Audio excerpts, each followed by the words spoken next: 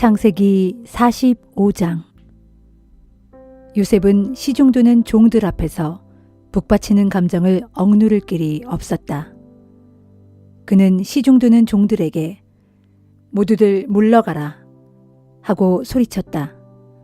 모두가 물러가고 그 방에 요셉과 그의 형제들만 남게 되자 그제야 요셉은 형제들에게 자기가 누구인지를 밝혔다.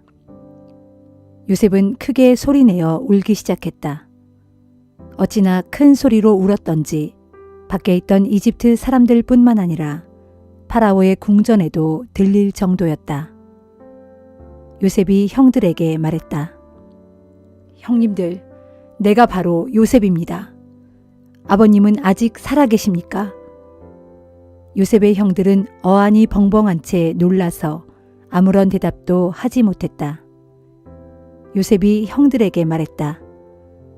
형님들, 이리 좀 가까이 오시지요. 형들이 요셉에게 가까이 다가가자 요셉이 말했다. 내가 바로 형님들의 아우 요셉입니다. 형님들이 이집트에 팔아넘긴 그 요셉입니다. 형님들은 저를 이집트에 팔아넘긴 그 일로 걱정하거나 자책하지 마세요. 하나님께서 우리 식구들의 목숨을 구해 주시려고 저를 먼저 이집트로 보내신 것입니다. 이 땅에 흉년이 든 지 올해로 2년째입니다. 앞으로도 5년은 더 흉년이 계속될 것입니다. 그동안에는 심지도 거두지도 못할 것입니다.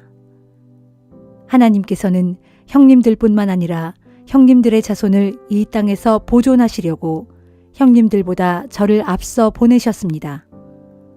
하나님께서 형님들의 목숨을 구하시려고 큰 구원을 베푸신 것입니다. 저를 이집트로 보낸 것은 형님들이 아니라 하나님이십니다. 하나님께서는 저를 파라오의 집안에서 최고의 어른이 되게 하셨고 이집트 온 땅을 다스리는 총리가 되게 하셨습니다. 형님들은 이제 서둘러 아버지께로 가셔서 아버지의 아들 요셉이 이렇게 말했다고 전해 주십시오. 하나님께서 저를 이집트 온 땅을 다스리는 통치자로 삼으셨습니다. 아버지는 지체하지 마시고 이리로 올라오십시오. 아버지는 고센 땅에 사시면서 저 요셉과 가까이 지내실 수 있습니다. 아버님은 자식들과 손자들, 양떼와 소떼 등 가지고 계신 모든 재산을 다 가지고 이리로 오셔서 사십시오. 흉년이 아직 5년이나 더 남아 있으니 제가 거기에서 아버지를 잘 모시겠습니다. 아버지뿐만 아니라 아버지가 거느리고 계시는 모든 식솔들이 굶주리는 일이 없도록 잘 돌봐드리겠습니다. 꼭 이렇게 전해 주십시오. 형님들, 형님들에게 이 말을 하고 있는 것이 바로 요셉이라는 것을 두 눈으로 똑똑히 보십시오. 아우 베냐민아, 너도 네 눈으로 분명히 보아라.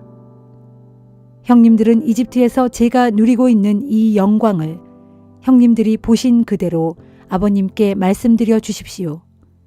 지체하지 마시고 어서 빨리 아버지를 이리로 모시고 오십시오.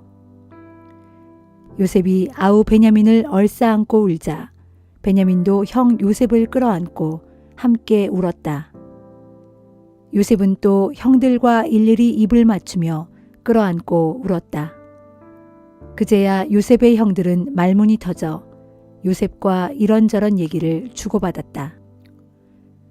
요셉의 형제들이 이집트에 왔다는 소식이 파라오의 궁전에 전해지자 파라오와 그의 신하들도 기뻐했다.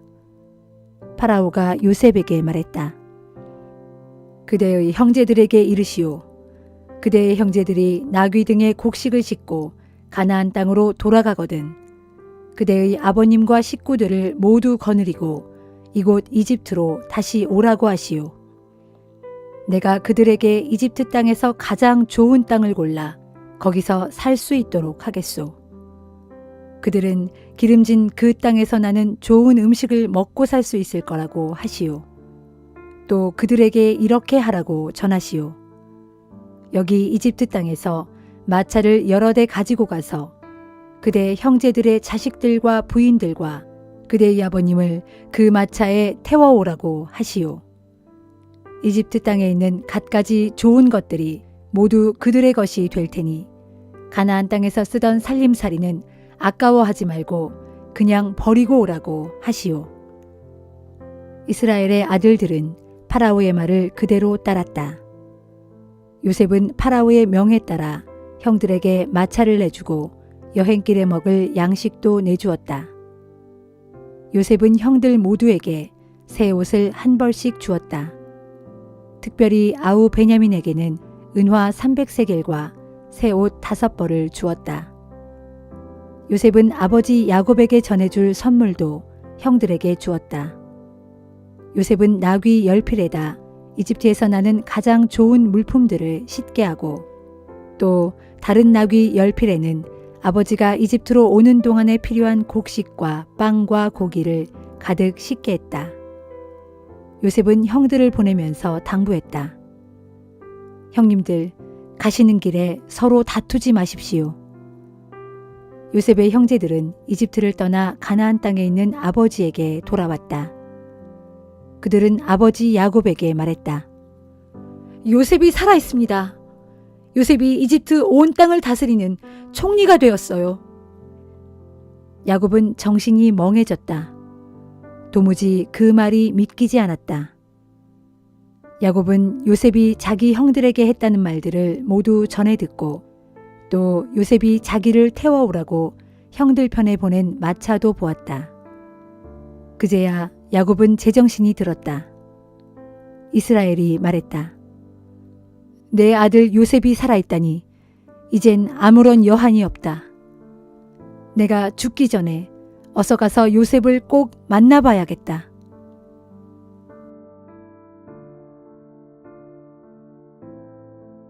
마가복음 15장. 날이 밝아오자 대제사장들과 장로들과 율법 교사들은 공회 의원들과 함께 전체 회의를 열어 의견을 모았다. 그들은 예수를 결박한 후 끌고 가서 로마 총독 빌라도에게 넘겨주었다. 빌라도가 예수께 물었다. 내가 유대인의 왕이냐? 예수께서 대답하셨다. 그렇소. 당신이 말한 대로요. 대제사장들이 여러 죄목을 들어 예수를 고발하였다. 빌라도가 다시 예수께 물었다. 너는 왜 아무 말도 하지 않느냐? 저 사람들이 지금 여러 죄목을 들어 너를 고소하고 있지 않느냐? 그러나 예수께서는 입을 다무신 채 더 이상 아무 말씀도 하지 않으셨다. 빌라도는 이를 이상하게 여겼다. 예로부터 명절이 되면 유대 백성들이 원하는 죄수 한 명을 풀어주는 관례가 있었다. 마침 당시 폭동을 일으켜 사람을 죽이고 감옥에 갇혀있는 바라바라 하는 소문난 죄수가 있었다. 유대 군중은 빌라도에게 전례에 따라 죄수 하나를 풀어주라고 요구했다. 그러자 빌라도가 물었다. 여러분이 풀어주기를 원하는 사람이 유대인의 왕이라고 하는 자요? 빌라도는 대제사장들이 예수를 시기한 나머지 자기에게 넘긴 것임을 알고 이렇게 말한 것이다. 그러나 대제사장들은 군중을 선동하여 예수가 아닌 바라바를 풀어달라고 요구하게 했다. 빌라도가 다시 군중에게 물었다. 그렇다면 여러분들은 유대인의 왕이라고 하는 자를 내가 어떻게 처리했으면 좋겠소? 군중들이 큰 소리로 외쳤다. 그를 십자가에 못 박으시오. 빌라도가 군중에게 물었다. 도대체 이유가 무엇이오? 정말 그가 무슨 죽을 죄를 지은 거요? 그러나 군중은 더욱 크게 외쳐댈 뿐이었다. 그를 십자가에 못 박으시오. 그리하여 빌라도는 군중의 비위를 맞춰주려고 바라바를 풀어주었다. 그런 다음 예수는 채찍질하게 한 후 십자가에 못 박으라고 그를 넘겨주었다. 로마 군인들은 총독 관저의 뜰로 예수를 끌고 들어간 후 부대원 전체를 집합시켰다. 그런 다음에 그들은 예수께 자색 옷을 입히고 가시관을 엮어 머리에 씌운 뒤 예수께 경례를 하면서 유대인의 왕 만세 하고 외쳤다. 또 갈대로 예수의 머리를 치고 침을 뱉는가 하면 무릎을 꿇고 경배하는 신용을 했다. 이렇게 실컷 예수를 희롱한 다음 예수에게서 자색 옷을 벗기고 예수의 본래 옷을 다시 입혔다. 그런 후에 군인들은 예수를 십자가에 못 박으려고 성문 밖으로 끌고 나갔다. 마침 그때 알렉산더와 루포의 아버지인 구레네 사람 시몬이 고향에서 올라와 그곳을 지나가고 있었다. 로마 군인들은 그를 붙들어 억지로 예수의 십자가를 지고 가게 했다. 로마 군인들은 예수를 끌고 골고다라는 곳으로 갔다. 골고다는 해골이라는 뜻이다. 군인들이 모략을 탄 포도주를 예수께 드렸으나 예수께서는 그것을 거절하셨다. 마침내 군인들은 예수를 십자가에 못 박았다. 그리고는 주사위를 던져 누가 어떤 옷을 가질지 정한 다음 예수의 옷을 나누어 가졌다. 예수를 십자가에 못 박은 때는 아침 9시였다. 예수를 못 박은 십자가 위에는 유대인의 왕이라고 적힌 죄패가 달려 있었다. 그날 아침에 강도 2명도 십자가형을 언도받아 예수의 십자가 양쪽에 달렸다. 하나는 예수의 오른쪽에, 하나는 예수의 왼쪽에 달렸다. 그리하여 그는 범죄자들 가운데 한 사람으로 여김을 받았다라고 기록한 성경 말씀이 이루어졌다. 지나가는 사람들이 머리를 흔들며 예수를 조롱했다. 아하, 성전을 헐고 사흘 만에 다시 짓겠다던 자야. 어디 한번 십자가에서 내려와 내 목숨이나 구해보시지. 대제사장과 율법 교사들도 예수를 조롱했다. 이 자가 남은 구하면서 자기 자신은 구하지 못하는군. 이봐, 이스라엘의 왕 그리스도야. 어디 십자가에서 한번 내려와 보시지.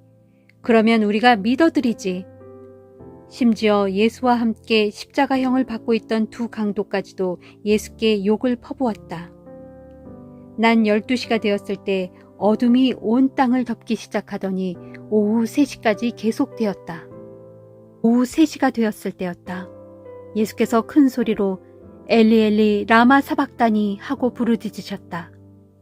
이 말을 번역하면 나의 하나님, 나의 하나님, 어찌하여 나를 버리셨나이까 라는 뜻이다.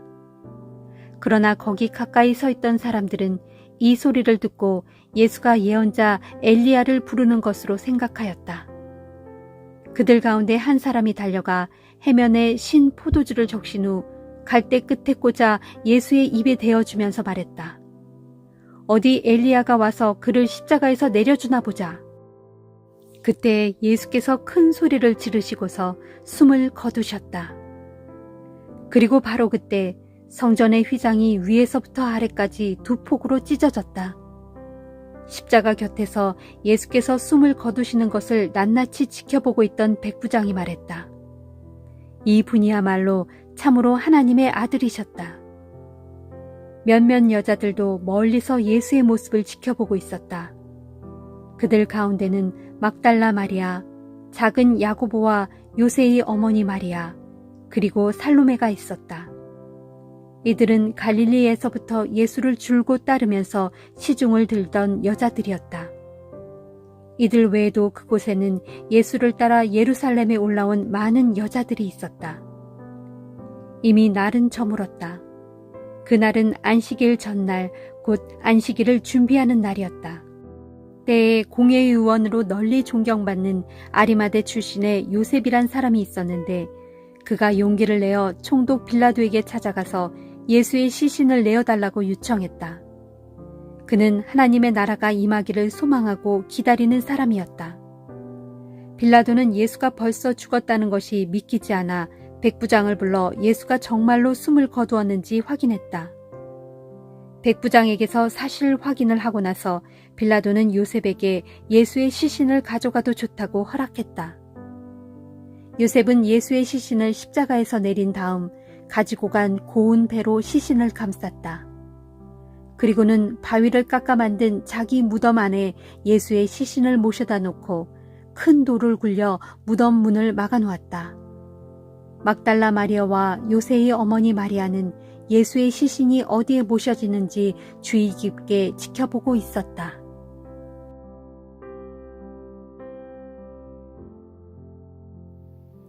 욥기 11장. 욥의 말이 끝나자 나아마 사람 소발이 욥에게 충고했다. 자네가 그토록 말이 많으니 내가 입 다물고 가만히 있을 수가 없네. 이보게, 말 많은 사람치고 옳은 말 하는 것을 본 적이 있는가? 자네의 빈 말을 듣고도 누가 입 다물고 가만히 있을 수 있겠는가? 자네가 그렇게 비아냥거리는데 누가 자네를 탓하지 않을 수 있겠는가? 자네는 말하기를 내 주장은 아무 흠이 없고 내가 주 앞에서도 깨끗하다라고 하는군. 참으로 답답하네. 이럴 때 하나님께서 친히 입을 여시어 자네가 그르다는 것을 말씀해 주신다면 오죽이나 좋을까. 그분께서 자네에게 지혜의 비밀을 드러내어 보여줄 수 있다면 좋으련만. 그분의 지혜는 우리로서는 참으로 감당하기 어렵다네. 그러니 지금 자네가 받는 벌은 자네가 실제로 지은 죄보다 훨씬 가볍다는 것을 알아야 하네. 이보게 욥, 자네가 하나님의 깊은 뜻을 어찌 알 수 있겠는가? 자네가 전능하신 분의 무한하심을 어찌 깨달을 수 있겠는가? 진실로 그분은 높은 하늘보다 더 높으시니 자네가 어찌 미칠 수 있겠는가? 깊은 무덤보다도 더 깊으시니 자네가 어찌 알 수 있겠는가? 하나님께서 미치는 범위는 온 땅보다도 더 길고 모든 바다보다도 더 넓단 말일세. 그분께서 모든 데를 두루 다니시면서 사람들을 잡아 가두시고 신문하신다면 누가 감히 그분을 막을 수 있겠는가? 그분께서는 거짓된 사람들을 단번에 알아보시고 악을 보시면 곧바로 알아차리신다네. 미련한 사람이 현명해지기를 기다리느니 차라리 들 나귀가 사람 낳기를 기다리는 게 나을 걸세. 이보게 욥, 그러니 자네가 이제라도 마음을 바르게 먹고 주를 향해 자네의 손길을 뻗친다면, 그리고 자네가 모든 악한 일에서 손을 떼고 어떤 불의도 더 이상 자네의 집에 머물지 못하게 한다면 자네는 정녕 아무 꺼리낌 없이 당당하게 얼굴을 들고 다닐 수 있을 걸세. 굳게 서서 두려움 없이 살아갈 수 있을 것이란 말일세. 그렇게 되면 지금까지의 고통과 불행은 다 잊어버리게 되고 흘러가버린 시냇물처럼 과거를 추억하게 될 걸세. 그리고 자네의 인생은 대낮의 강렬한 햇볕보다 더 밝아질 것이고 암울했던 시간들은 아침 햇살같이 환해질 걸세. 이제 자네에게 소망이 있으므로 마음이 든든해질 것이네. 그렇고 말고. 자네가 사방을 빙 둘러보아도 이제는 걱정할 것이 하나도 없으므로 마음 편히 발 뻗고 쉬게 될 걸세. 그렇게 자네가 자리에 편히 누워도 자네를 두렵게 할 자가 아무도 없고 도리어 많은 사람들이 자네에게 잘 보이려고 애쓸 것이네. 그러나 죄를 회개하지 않는 악인은 눈이 멀어서 마침내는 도망칠 곳조차 찾지 못할 것이고 그의 유일한 희망이라곤 그저 어서 빨리 숨이 끊어지기를 바라는 것뿐이라네.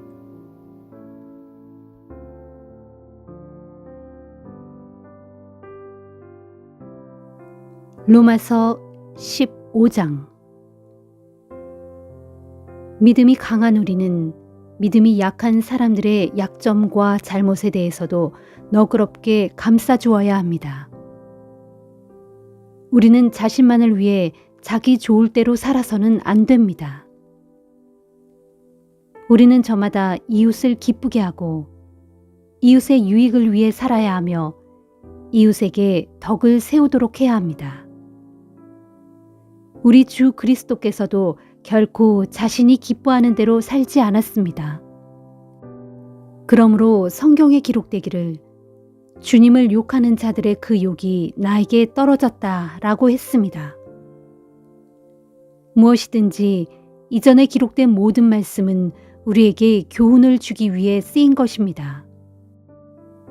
그래서 우리는 성경 말씀을 통해 인내를 배우고 위로를 받는 가운데 소망을 품고 살아가게 됩니다. 인내와 위로를 주시는 하나님께서 여러분을 도와 서로가 같은 뜻을 품고 한 마음이 되어 그리스도 예수를 따를 수 있게 되기를 바랍니다. 그리하여 우리 모두가 한 마음과 한 힘으로 하나님, 곧 우리 주 예수 그리스도의 아버지께 영광을 돌릴 수 있게 되기를 빕니다. 그러므로 그리스도께서 하나님께 영광을 돌리고자 여러분을 받아들이신 것처럼 여러분도 서로를 받아들이십시오. 내가 여러분에게 말하고 있는 것은 이러합니다. 예수 그리스도께서 할례 받은 사람들, 곧 유대인의 종이 되신 것은 하나님의 신실하심을 드러내 보이고 또한 우리 조상에게 하신 약속을 확증하시기 위함이었습니다. 그리하여 이방인들도 하나님의 자비를 맛보아 하나님께 영광을 돌릴 수 있도록 하기 위함이었습니다. 그래서 성경에 기록되기를 그러므로 내가 이방인들 가운데서 주님께 찬양을 드리고 주의 이름을 찬송합니다 라고 했습니다. 또 성경의 다른 곳에서는 이렇게 기록되어 있습니다.